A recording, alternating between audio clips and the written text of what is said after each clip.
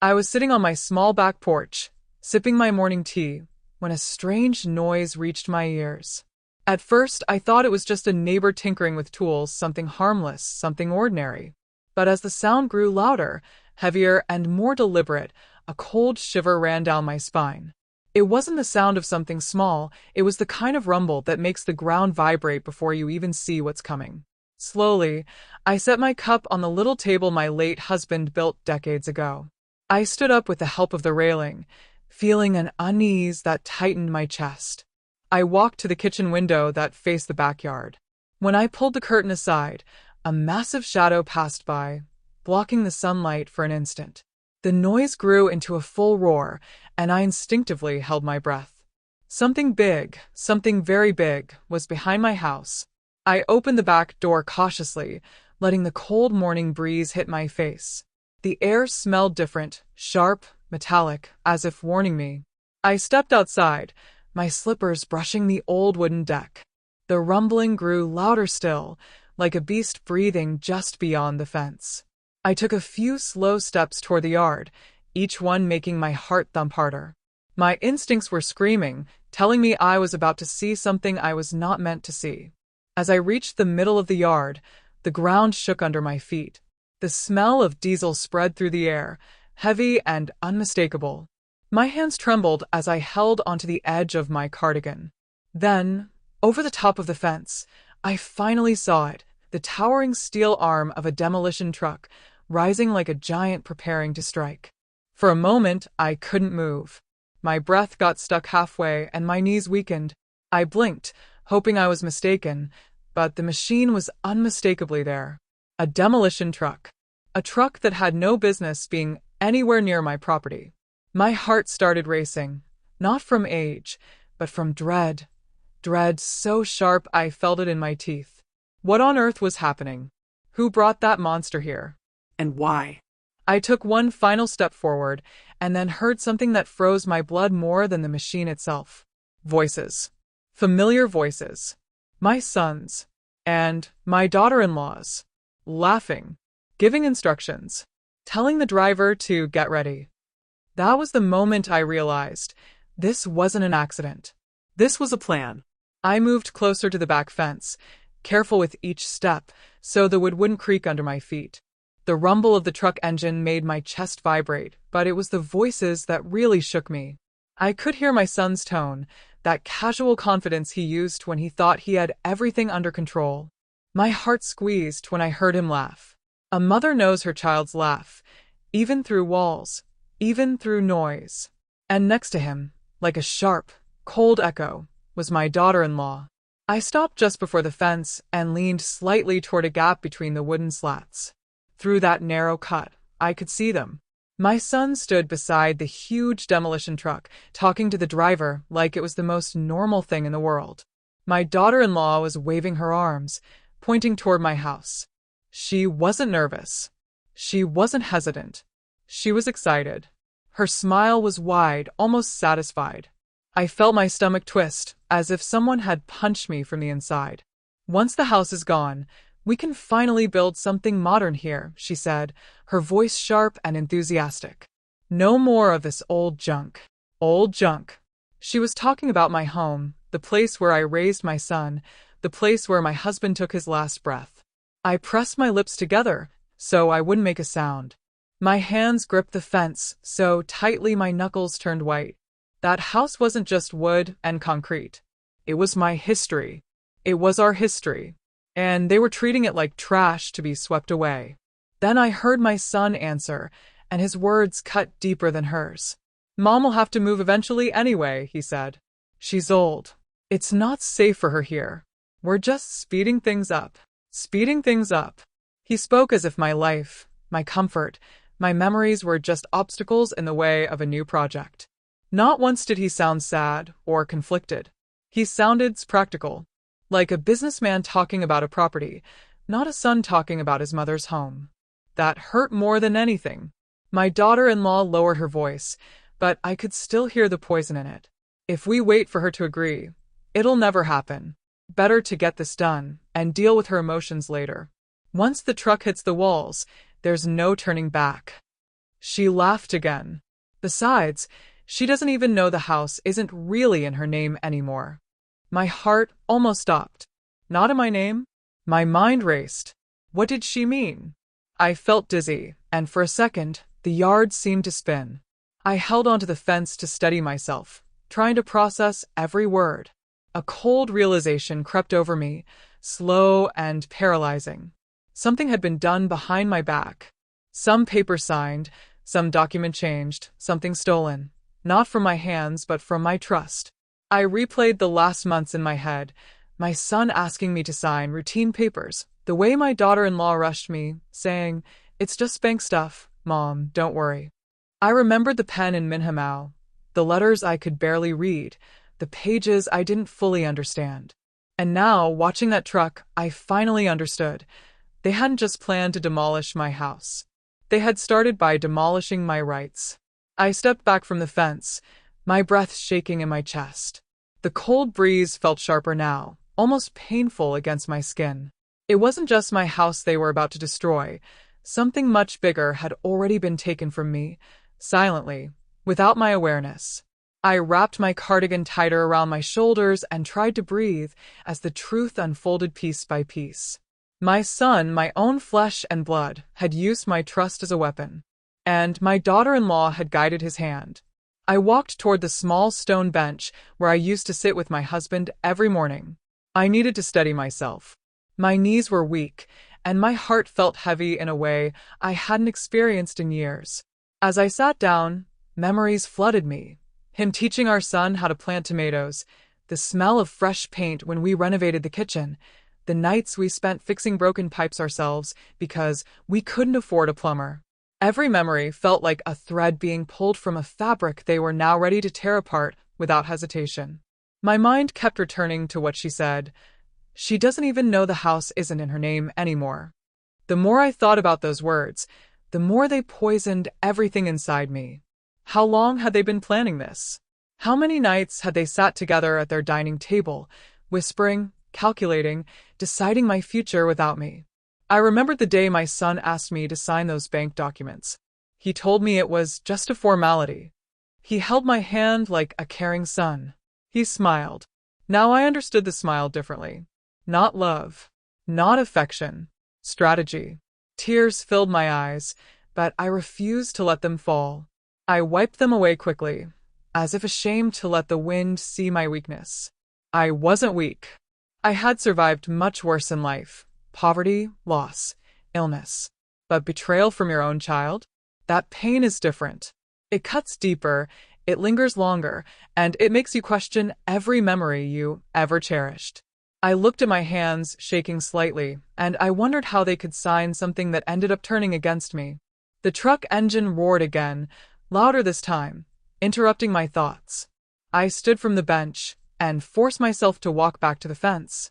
My body was tired, but my will had shifted from shock to something sharp, resolve. I needed to hear more. I needed to know how far their betrayal went.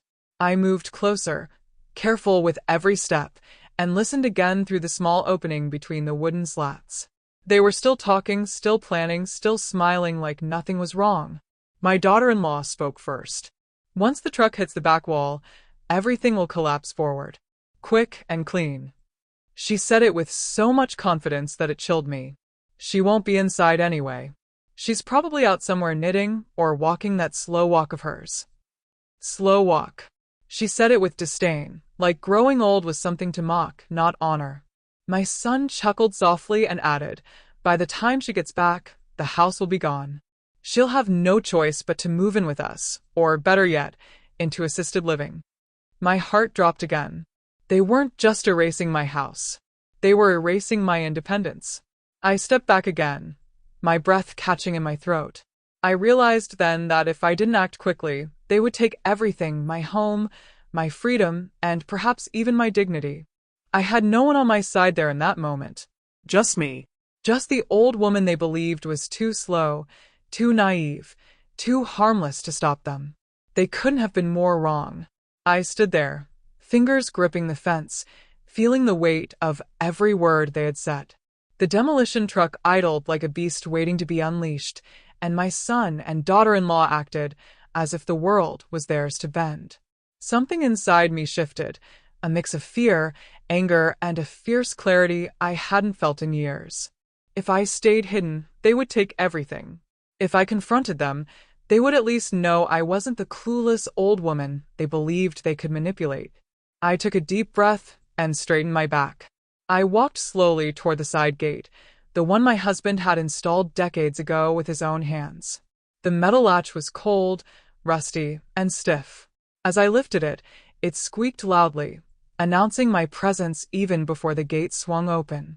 The moment the sound echoed through the yard, I saw their heads turn. My son's face went blank first, eyes wide, jaw dropping slightly. My daughter-in-law's smirk vanished instantly, replaced by the kind of pale shock that drains all color from the skin. I stepped through the gate with as much dignity as my shaking legs allowed. I refused to look afraid, even though my heart was pounding so hard I could hear it in my ears. The truck driver glanced at me with confusion, his hand still resting on the gear shift. My daughter-in-law took a small step back, clearly not expecting me to appear. And my son, my own son, looked torn between guilt and irritation, as if my presence were an inconvenience rather than a revelation.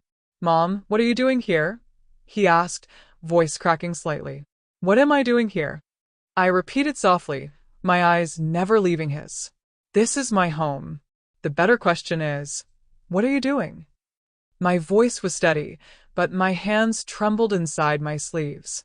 I watched his Adam's apple bob as he swallowed, unable to come up with an immediate lie. My daughter-in-law, however, wasn't as hesitant. She forced a smile, though it looked more like a grimace. "We were just trying to help you," she said sweetly, but her eyes betrayed annoyance. "This house is old and unsafe. We thought we could surprise you with an improvement." Improve. That was the word she chose for destruction. The audacity almost made me laugh, but the pain in my chest was too heavy for humor. The driver looked uneasy, sensing tension but unsure whose side was safe to stand on. I took a step closer, looking directly into her eyes. "You are going to demolish my home without my consent," I said, my voice no longer trembling. "You changed the documents. You took my rights. You decided my life for me." My daughter-in-law flinched, but my son looked down at his shoes. "Is this what you call helping me?" I asked. "Is betrayal a form of help now?" Neither of them spoke. The silence between us was heavier than the rumble of the truck engine. I turned to the driver, who looked uncomfortable. "If you take one more step toward this house," I told him, "you're participating in a crime, and I will not hesitate to call the police." The man's eyes widened, and he immediately shifted the truck into neutral, lifting his hands in surrender. My daughter-in-law spun toward him angrily, but the damage was done. They wanted a quiet demolition. Instead, they got a witness, and a mother who wasn't as powerless as they assumed. With the truck now still, I faced them again. My voice softened, but the steel remained. "I may be old," I said, "but I am not invisible. And I am not done fighting." My son finally lifted his eyes to meet mine, and for the first time that morning, I saw fear, not of me, but of what this confrontation meant. They thought I wouldn't show up. They thought I wouldn't know. They thought I wouldn't fight back. They were wrong. My son opened his mouth as if to speak, but no words came out. He looked like a boy again, caught doing something he knew was wrong, unsure whether to deny it or apologize. I waited, giving him the chance to say anything that resembled remorse. But before he could gather a single word, my daughter-in-law stepped forward, her voice sharp and defensive, as though aggression could cover the guilt spilling out of her posture. "You're overreacting," she snapped, folding her arms tightly across her chest. "This house is falling apart. We were doing this for your own good." Her tone was almost convincing, almost. If I were younger or more naive, I might have believed her. But age teaches you to hear the layers beneath the words. And all I heard was fear disguised as authority. I saw her eyes flick toward the truck driver, then back at me, calculating how to regain control. It was too late for that. The facade was cracking. I turned to my son, ignoring her for a moment. Is that what you believe too? I asked quietly. The kind of quiet that forces truth to the surface. He hesitated, shifting his weight from one foot to the other. His shoulders slumped. We thought it'd be easier this way, he muttered. For everyone. Easier for everyone. The words stung, but more than that, they revealed everything. He didn't see me as part of everyone. He saw me as a burden, a problem to solve. And in that moment, the child I raised with love felt like a stranger wearing my son's face. My daughter-in-law rolled her eyes, annoyed with his hesitation. Look, she signed the papers, she said, pointing a finger at me as if that alone justified everything. She agreed to transfer the property. She just doesn't remember because she never reads anything. Her words hit me like a slap. Not because they were cruel, but because they contained a twisted, partial truth. I had signed something without understanding it fully. I trusted my son when he told me it was just a banking update. I trusted the boy who once brought me flowers from the backyard. I trusted the child who used to cry when he scraped his knee. And that trust had been weaponized against me. I lifted my chin, steadying my breath. I trusted you, I said softly, looking at him. I trusted both of you. And you used my trust to steal from me. For a moment he flinched, as if the word steal pierced something inside him.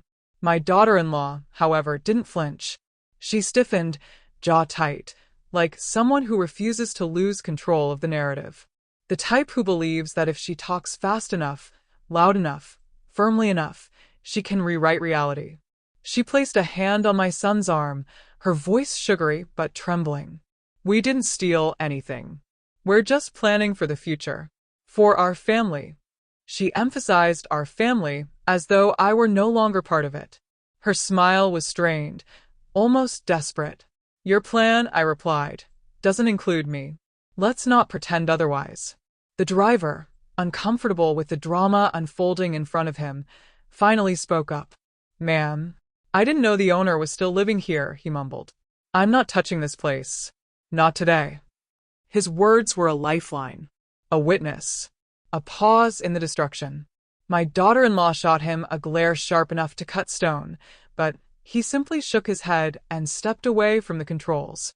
And just like that, the spell they had cast began to crack. Their certainty slipped. Their confidence faltered. Their perfect plan began to unravel. My son ran a hand over his face, exasperated, as if I were the one causing trouble. My daughter-in-law kept pacing beside him like a cornered fox, her eyes darting between me and the truck driver who had just refused to move another inch. The tension in the air felt thick enough to choke on. I could tell their plan had depended on silence, on my absence, on my ignorance. But now that I was standing there, fully aware, the cracks in their scheme grew wider with every passing second. I crossed my arms and kept my gaze firm on both of them. Show me the papers, I said. My voice wasn't loud, but it carried weight, the kind of weight that comes from years of being underestimated. My son's head snapped up, eyes wide, as if he hadn't expected me to be so direct. My daughter-in-law tightened her jaw and let out a breath through her nose, clearly annoyed. This isn't the time, Mom, she said, emphasizing the word like an insult. We'll explain everything later. No, I replied, taking a step forward. Explain it now. My son shifted again, but this time he looked scared. And guilt, real guilt, began to creep across his face like an unwanted shadow. My daughter-in-law nudged him sharply, whispering something under her breath, but I could read it on her lips. Don't show her anything. That was all I needed to confirm my suspicion. They had something to hide. Something they thought an old woman wouldn't understand or notice. They were wrong. I walked past them, straight toward the small outdoor table where they had laid out their blueprints and paperwork. My daughter-in-law tried to intercept me, stepping in front of the table, blocking it with her body like a guard at a gate. You're not touching anything, she hissed. But I wasn't afraid. Not anymore. I moved to the other side of the table and grabbed the pile of documents before she could stop me. The sound of papers rustling in my hands echoed louder than the truck engine. The moment I saw the header on the first page, my stomach dropped. Property transfer agreement. My name was there, but not where it should have been. In the section marked grantor, there was my shaky signature. And under grantee, neatly printed in bold letters, was the name of my son.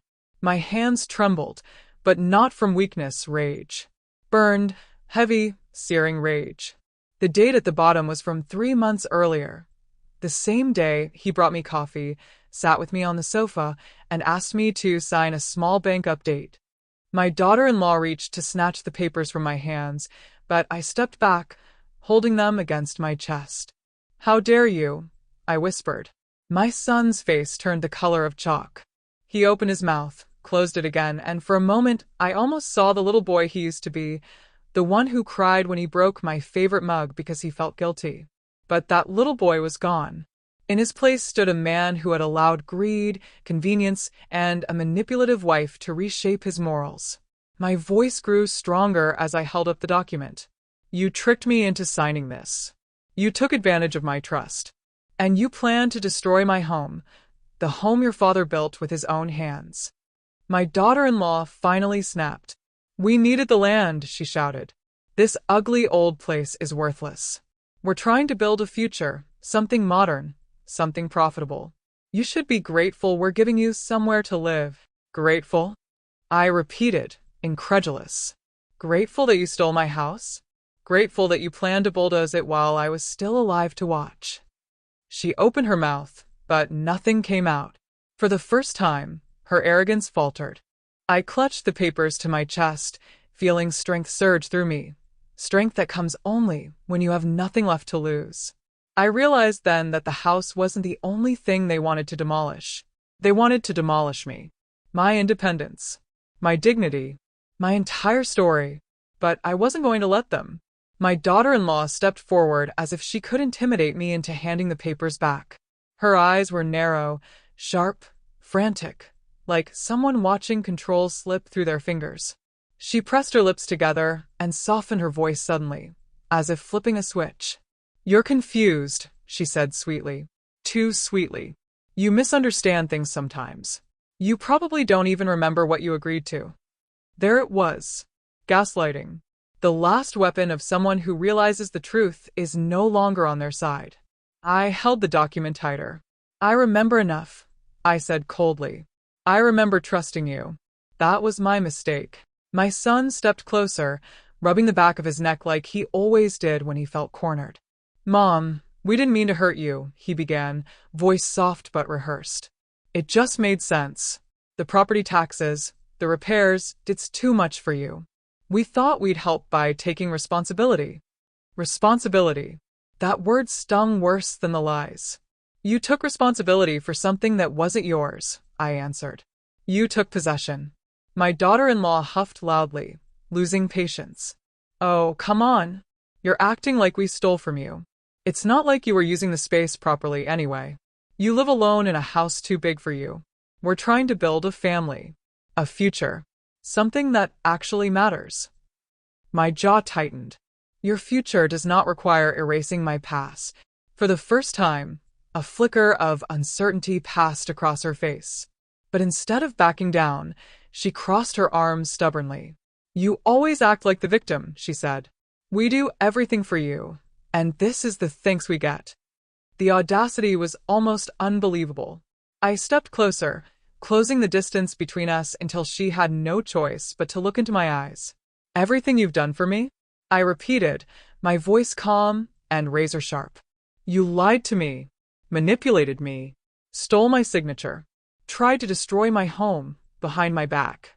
Don't you dare call that kindness." Her face flushed red. Not from shame, she wasn't capable of that, but from being cornered. My son stared at the ground, clearly crumbling under the weight of everything he had done. But instead of apologizing, or even acknowledging his role, he whispered, "We didn't think you'd take it this way." That sentence extinguished any remaining softness I had left for him. "You didn't think I would take it this way because you assumed I would know," I answered. "If I hadn't walked outside today, that truck would be inside my living room right now." The truck driver shifted awkwardly, clearly regretting accepting the job.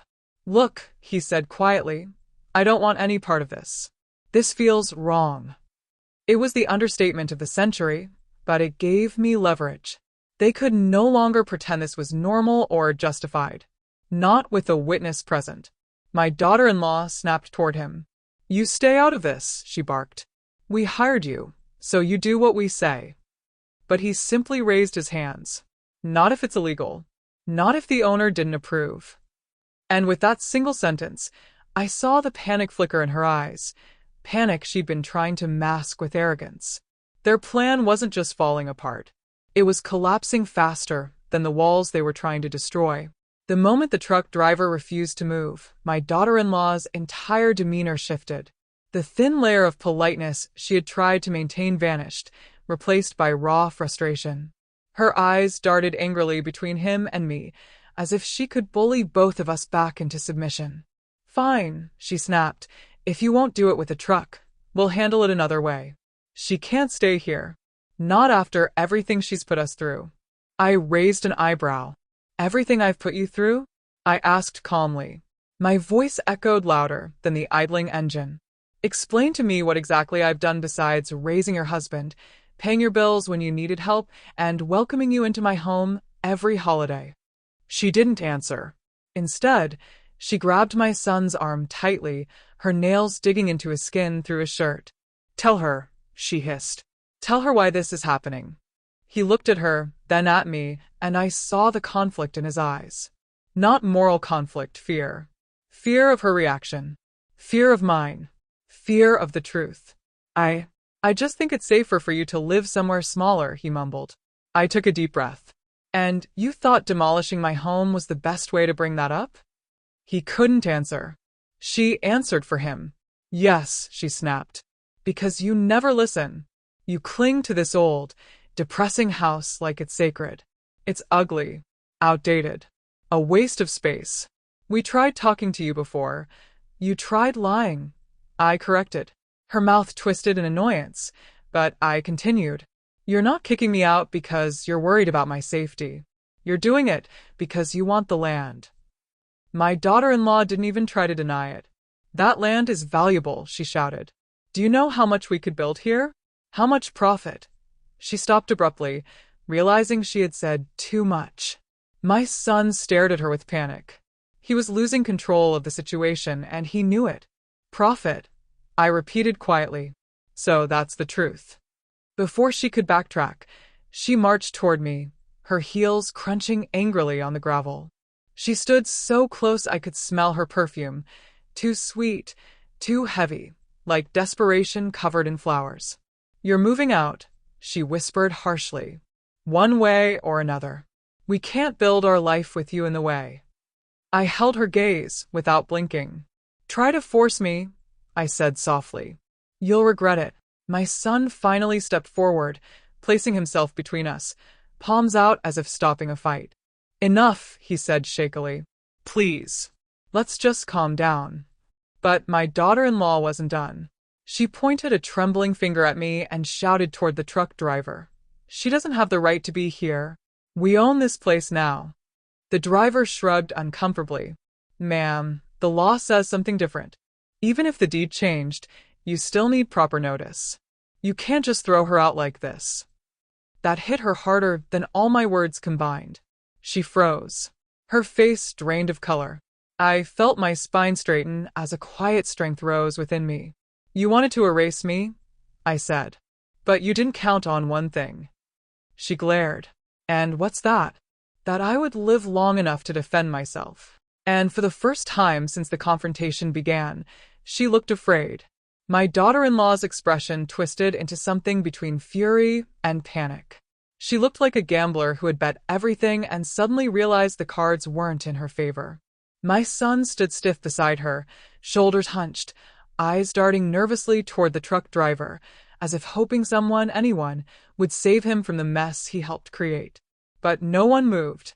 The entire yard felt frozen in a heavy, electric silence. I reached into the pocket of my cardigan and pulled out my phone. My daughter-in-law let out a sharp breath. "What are you doing?" she demanded, her voice high and brittle. I didn't look at her. I didn't need to. "Calling someone who still respects me," I replied. "My lawyer." Her eyes widened. My son's face went even paler. The truck driver shifted uncomfortably but remained silent, sensing something important was unfolding, something he didn't want to interfere with. Before dialing, I looked directly at both of them. "You tricked me once," I said calmly. "But you won't trick me again." My daughter-in-law scoffed, but her voice trembled. "You're bluffing. You don't have a lawyer." I smiled, slowly, knowingly. "Your mistake," I said, "is assuming I've been alone all these years." Then I pressed the call button. The ringing felt like thunder in that tense yard. 1 ring, 2 rings, 3. "Hello," came a warm, steady voice. "Michael," I said, my tone firm but composed, "I need you to come to my house immediately. My son and his wife attempted to demolish it illegally." On the other end, I heard a sharp inhale. "I'm on my way. Do not let anyone touch anything."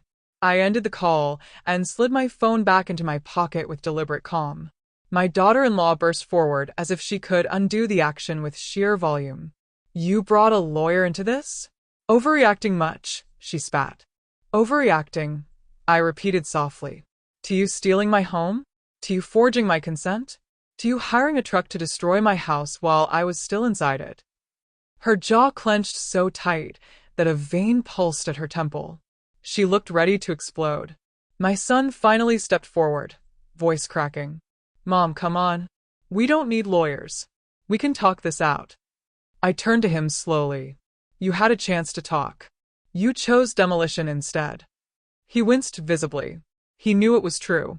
The truck driver cleared his throat. "Ma'am," he said to me softly, "if you want, I can wait right here and tell the lawyer and the police, if needed, exactly what happened." My daughter-in-law spun toward him like a furious wasp. "You'll do no such thing." But he shrugged.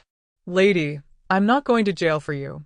She looked back at me, breathing hard, her face reddened with frustration. "So what now?" she snapped. "Now," I said, "you wait." "For what?" she challenged. "For the truth," I answered. "It always arrives, eventually." And just as her lips twisted into another insult, we all heard it, the faint sound of a car approaching in the distance. Fast. Purposeful. Coming straight toward us.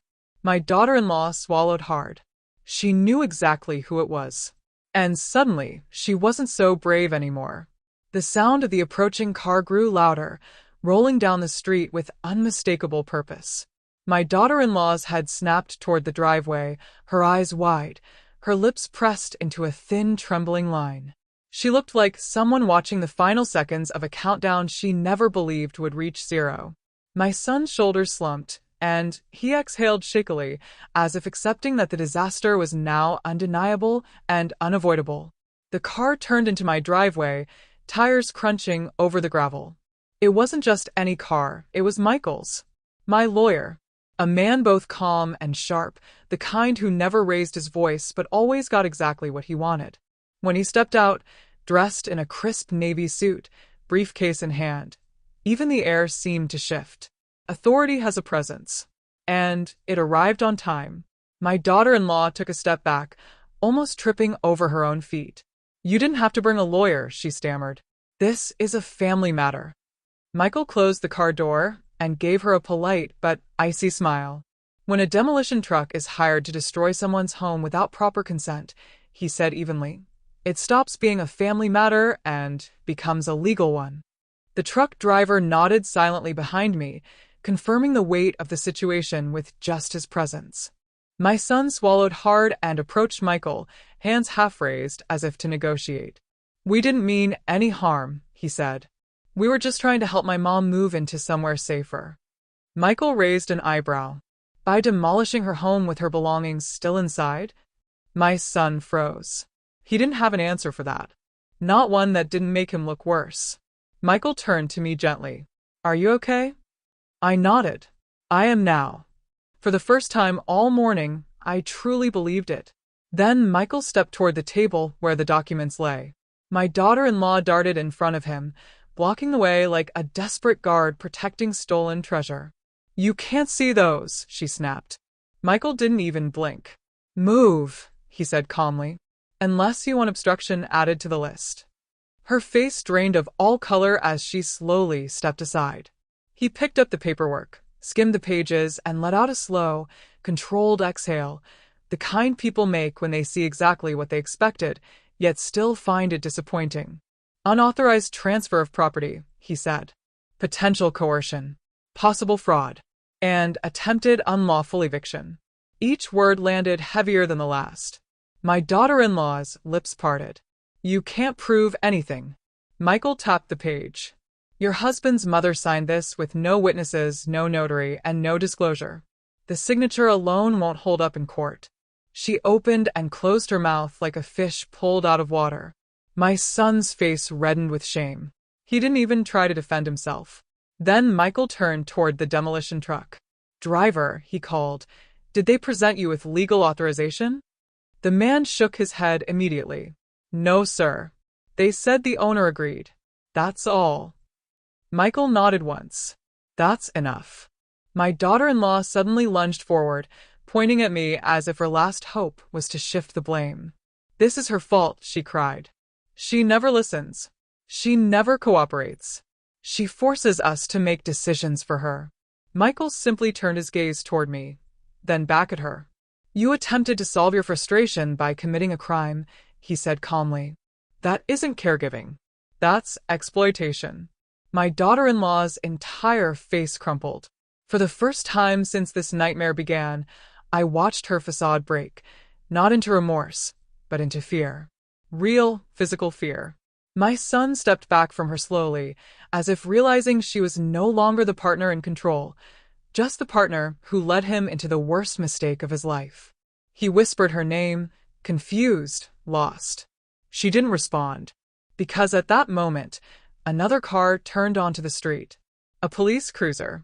Responding faster than I expected. Responding to a call I never had to make. My daughter-in-law stared at it, eyes wide, breath caught in her throat. For the first time all morning, she understood this wouldn't end her way. The patrol car rolled to a stop in front of my house, its lights off but its presence commanding enough to silence everyone. Even the demolition truck seemed to quiet down, as if the engine itself sensed authority approaching. My daughter-in-law froze, her face draining completely, her lips parted in a silent gasp. My son took one slow step backward, as though distance could erase his involvement. But it was too late for both of them. Much too late. Two officers stepped out, a woman with a steady, observant gaze and a man with a notebook already in hand. The female officer approached first, her tone calm but unmistakably firm. We received a call from a neighbor reporting suspicious activity, she said. A demolition truck positioned behind a residence. Can someone explain what's happening here? My daughter-in-law rushed forward before anyone else could speak. Officer. Thank God. She's confused. She pointed at me, breathless. She doesn't remember signing the house over to us. She's making a scene because she forgot. The officer blinked once, slowly. Then she shifted her gaze to me. Ma'am, she asked gently, is this your home? Yes, I replied, steady as stone. And they tried to demolish it without my permission. The male officer glanced at the truck driver. Sir, were you given authorization by the homeowner? The driver shook his head quickly. No, sir. They told me the owner agreed, but she clearly didn't. I didn't touch a thing.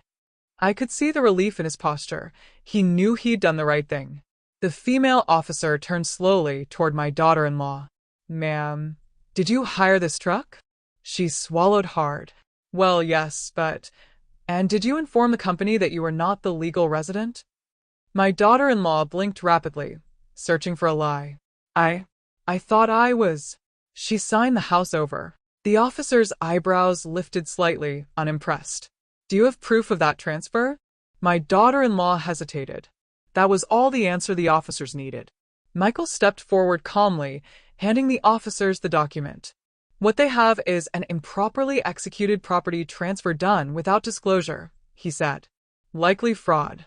Certainly coercive. The officers scanned the papers, their expressions darkening. My son finally found his voice. It wasn't fraud, he said weakly. I just wanted to help her move. By demolishing her home while she was still inside, the female officer asked. He looked away, shame flushing his cheeks. My daughter-in-law snapped, losing control completely. She's old, she shouted. She doesn't need this place. We do. This land should be ours. We're the future of this family. The female officer crossed her arms. That's not your decision to make. Her voice was calm, but it cut through the yard like a blade. The male officer pulled out his notebook. We need to get everyone's statements, he said. And depending on what we confirm, this may fall under attempted illegal eviction, fraud, and destruction of property.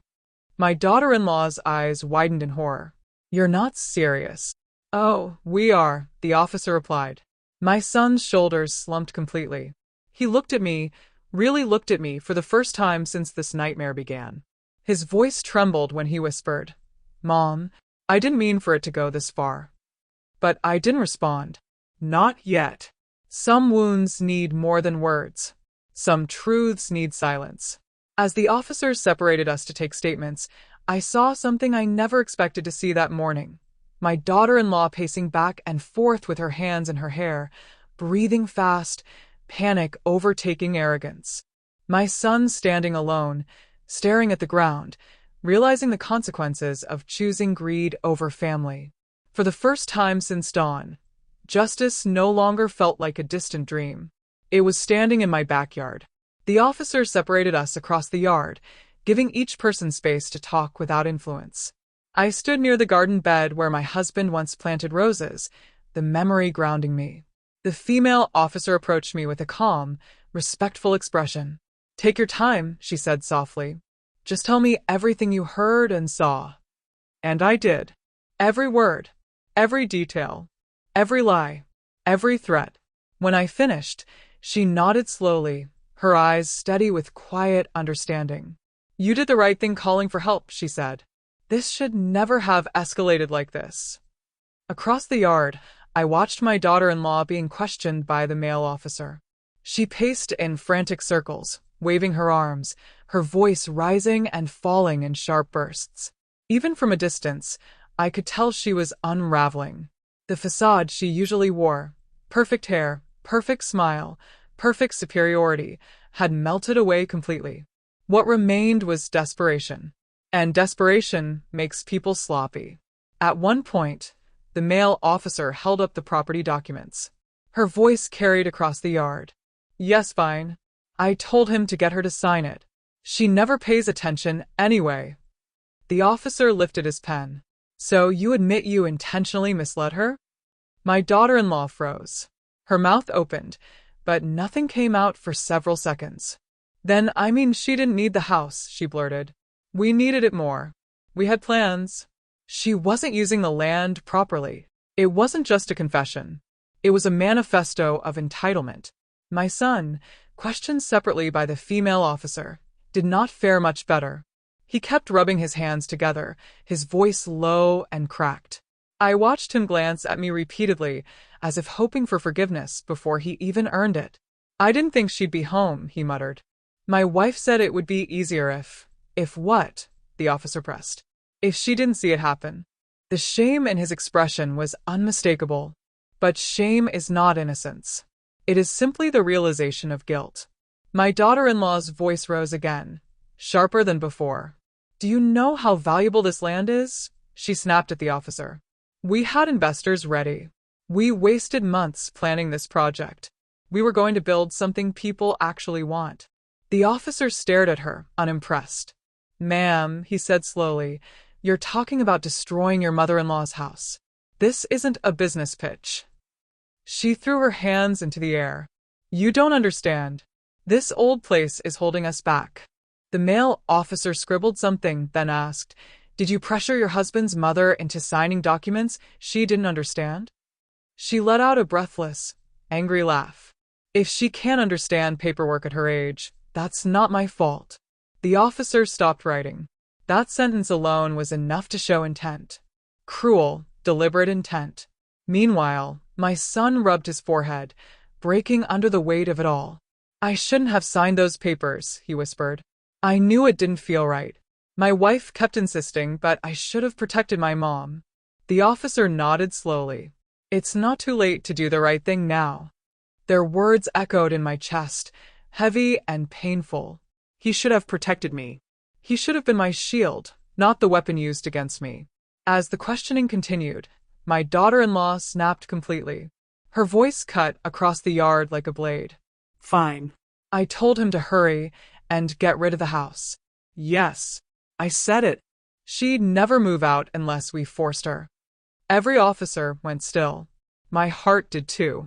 She had confessed. In full. To everything. The female officer approached me again. Ma'am, she said gently, I need you to stay calm. We're handling it. But for the first time since morning, I felt something stronger than fear. Strength. My daughter-in-law had spent years trying to silence me. Yet here she stood, silenced by her own arrogance, buried by her own words. And my son, he finally realized the magnitude of the woman he married and the mother he betrayed. As the officers finished taking statements, the yard fell into a tense stillness. My daughter-in-law stood with her arms crossed tightly, breathing fast, her eyes wild with frustration. My son lingered near the truck, shoulders slumped, looking like a man watching the ruins of his life pile up in front of him. The officers exchanged glances, clearly preparing their next steps. But before they could speak again, Michael, my lawyer, cleared his throat. There's something else you need to see, he said, lifting a small folder he'd brought with him. My daughter-in-law's face went rigid, as if she instantly recognized it. My heart tightened. What is that? I asked quietly. Michael opened the folder slowly, deliberately. Inside were several printed pages, emails, blueprints, documents. Proof, he said, of what they were planning to do with your land. My daughter-in-law lunged forward. You can't just show her that, she snapped. Michael didn't flinch. You sent these to a developer last month, he replied, his tone cool as winter wind. You used your personal email. Did you really think no one would find the digital trail? Her eyes widened. Her fear sharpened. My son turned pale again. Michael handed the papers to me. My fingers trembled slightly as I flipped through the pages, reading each word slowly, carefully. There were designs for luxury townhomes, contracts discussing profit-sharing percentages, projections of expected revenue once the old structure is removed. And there, right at the top of one document, my son and daughter-in-law's names under the title, Primary Beneficiaries. My breath left my chest. You are going to sell my land, I whispered. For profit. My daughter-in-law threw her hands into the air. Yes. Because it's wasted on you, she shouted. You live alone in a house that could be worth millions if you just got out of the way. Michael raised a hand toward the officers. This confirms the motive behind the fraudulent transfer of property. The officers nodded grimly. My son stepped toward me hesitantly. Mom, please listen. I lifted my hand. He stopped in his tracks. No, I said softly. You listen. I held the pages in front of me. This house is where your father and I built our life. Where we worked, saved, sacrificed, raised you. Every corner, every crack, every memory is a piece of our story. And you are ready to destroy all of it for money. He winced, shame flooding his eyes. His voice broke. I didn't want to lose her, he whispered, glancing at his wife. My chest tightened in disbelief. So you are willing to lose me instead? My daughter-in-law rolled her eyes dramatically. Oh, please, she snapped. You've had decades in that house. It's our turn now. We deserve a future. You've already lived yours. The female officer inhaled sharply, as if even she couldn't believe the cruelty of those words. Michael quietly muttered, and that is the clearest statement of intent I've heard all morning. The male officer stepped forward. Ma'am, he addressed my daughter-in-law. You've admitted to fraudulent intent, coercion, and attempted illegal demolition. She laughed, hysterical and bitter. So what? You're going to arrest me for trying to improve my life? Yes, he said firmly. If necessary. My daughter-in-law's face twisted in fury. She spun toward my son. Why aren't you defending me? Say something. He swallowed hard and whispered, I, I think we went too far. She stared at him as if he had stabbed her. You coward. Michael stepped closer to me. We can stop the demolition. Reverse the transfer. File charges if you choose. You are protected now. Protected. The word washed over me like warm sunlight after a long storm. I looked down at the papers. Their plans, their greed, their betrayal laid bare in my hands. They hadn't just wanted my land. They wanted to erase my life so they could build theirs on top of it. But they failed. And for the first time that morning they realized it too. My daughter-in-law stood trembling, her jaw clenched so tightly that a muscle near her temple twitched uncontrollably. She looked like a person watching her empire crumble in slow motion, because that's exactly what was happening. Every layer of lies she had built, every manipulative plan she crafted, every whispered scheme she fed into my son's ear, now lay exposed under the morning sun. She had nothing left to hide behind, not even her arrogance. The officers moved closer, their postures shifting from questioning to formal assessment. Ma'am, the female officer said to my daughter-in-law, you have admitted multiple times to deceptive practices and intentional coercion. That is serious. My daughter-in-law shook her head rapidly. No, no, no. You're twisting my words, she cried. I didn't mean anything. I was frustrated. I was venting. You can't arrest someone for being emotional. Michael stepped in calmly. What you did wasn't emotional. It was premeditated. And you documented it. Poorly, but you documented it. My son sat down on the low concrete edge of the garden, burying his face in his hands. For the first time that morning, he wasn't looking for someone to blame. He wasn't looking for an excuse. He was simply breaking. A grown man realizing he had chosen the wrong path, the wrong influence, the wrong future, and the price for it was standing right in front of him. His mother. I watched the collapse in him, and a part of me, despite everything, grieved for the boy he once was. The male officer turned toward him. Sir, did you knowingly participate in the attempt to demolish this residence? My son hesitated, then nodded weakly. Yes, he whispered. But I didn't know it would go this far. I didn't think. That's the problem, I said softly. You didn't think. Not about me. Not about the consequences. Only about what she promised you. He didn't look up. My daughter-in-law snapped at the officers again. You don't understand. This was an investment. We were going to build something better. Everyone does real estate flips. This isn't a crime. It's business. The female officer's stare hardened. Destroying someone's home while they still live in it is not a business model. Then my daughter-in-law's voice broke. We've already spent the deposit with the developer, she admitted. We were counting on the profit from the sale. We're already in debt. We needed this land. Ah. There it was. The real pressure. The real reason. They weren't just greedy, they were drowning, and they had planned to use my home as a life raft. Michael crossed his arms. You dug yourself into a financial hole and tried to bury your mother-in-law in it.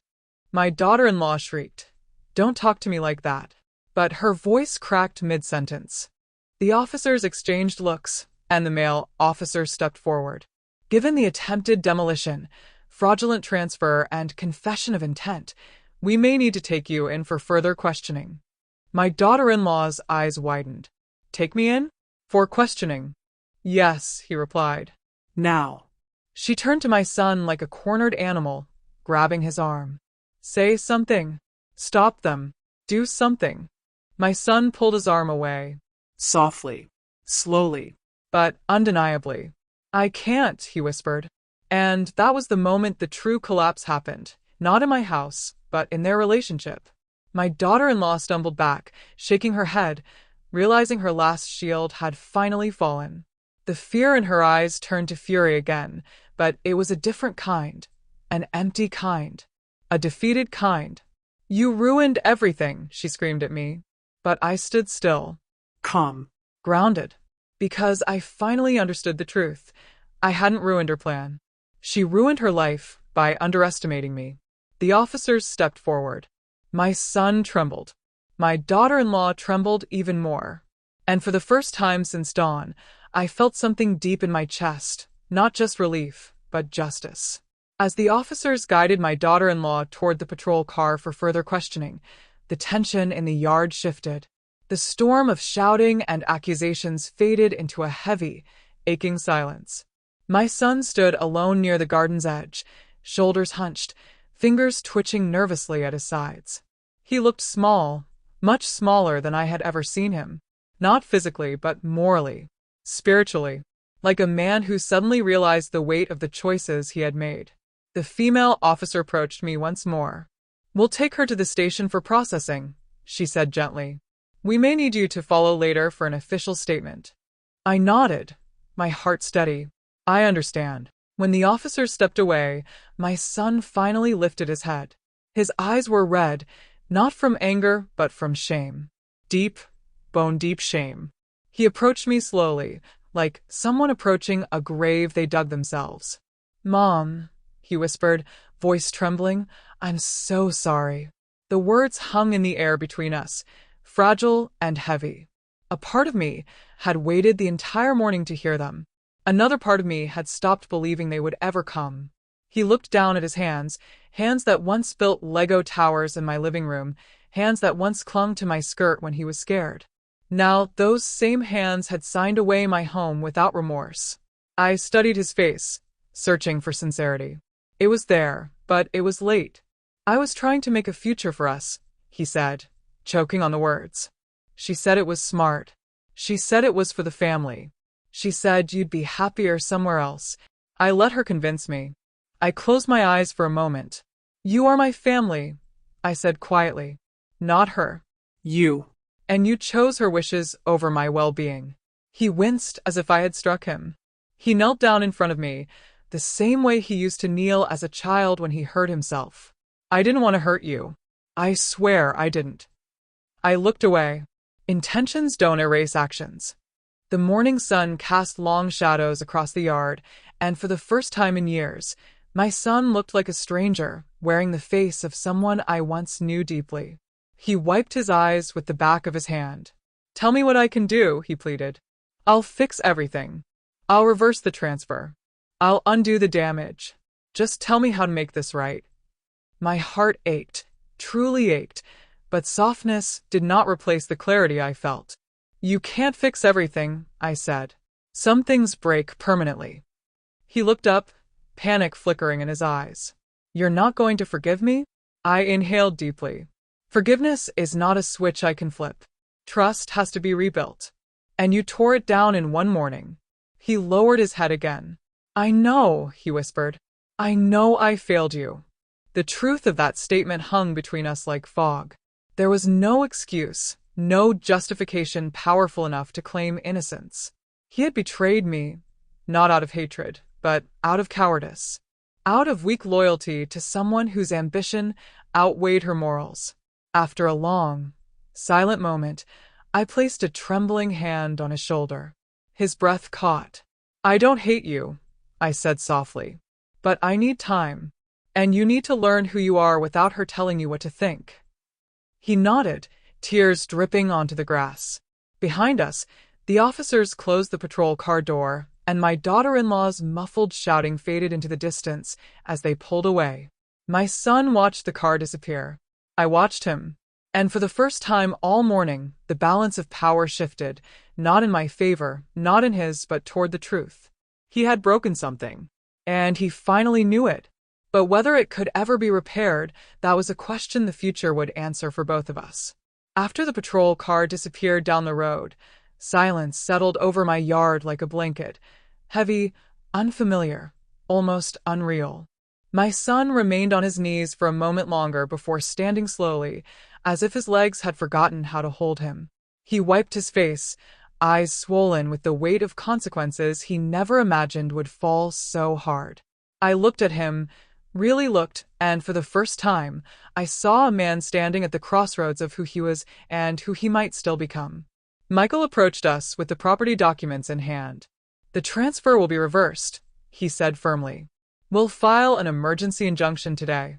By sunset, the house will be legally yours again." I nodded, relief washing through me like warm rain. The home my husband built, the memories we crafted, the life we lived, it would not be erased. Not today. Not ever. My son exhaled shakily, whispering, "Thank you." But Michael wasn't talking to him. He was talking to me. With the immediate danger over, Michael gave my son a long, serious stare. "You're lucky she doesn't press full charges," he said. "Fraud and attempted unlawful demolition could ruin your life." My son swallowed hard, understanding exactly how close he had come to losing everything, not just legally, but morally. He nodded humbly. "I know. I deserve whatever comes." It was the first honest thing I had heard him say all morning. I walked toward the back porch slowly, needing air, needing space, needing a moment to feel my heart beating in peace again.